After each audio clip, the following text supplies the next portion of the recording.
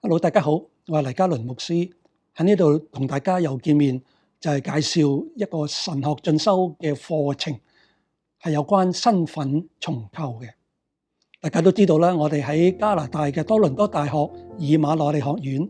就舉辦咗一個以粵語為主嘅神學進修課程嘅。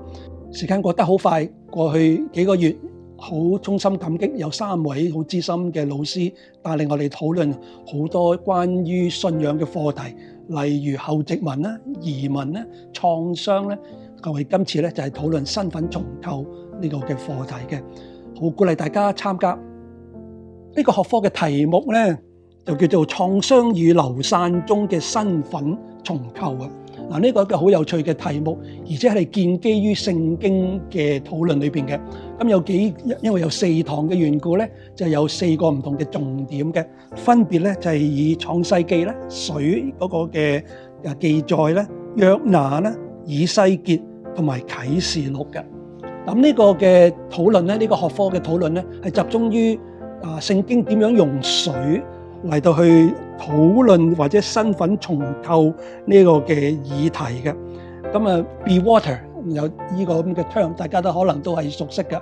咁咧有3位嘅老師就係透過4段唔同嘅經文，亦都係以群體嘅重建身份嘅重建、靈性嘅深化同埋建立咧嚟做出發點嘅。咁所以咧，如果你有興趣嘅話，係鼓勵你係參加同埋報名，跟以往一樣啦。我哋係有經濟資助，只要咧你喺嗰個影片簡介後邊咧揾到黃博士嗰個嘅聯絡嘅email，同佢聯絡之後咧，咁我哋就如果你有需要，可以填寫一張簡單嘅申請表，我哋係有部分嘅經濟資助。喺呢度好想講，我哋呢個嘅課程能夠嚟到呢個嘅階段係非常嘅感恩，多謝3位老師資深嘅引導，亦都有好多嘅同學願意參加報名，我都有參加佢哋一啲嘅討論嘅。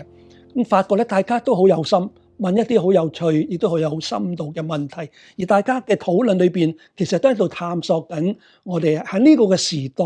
我哋嘅信仰嘅體驗同埋詮釋應該有啲咩嘢嘅發展嘅。咁所以咧，我哋用一個團隊式咁樣嘅模式咧，就係鼓勵大家討論嘅，唔係一個即係教授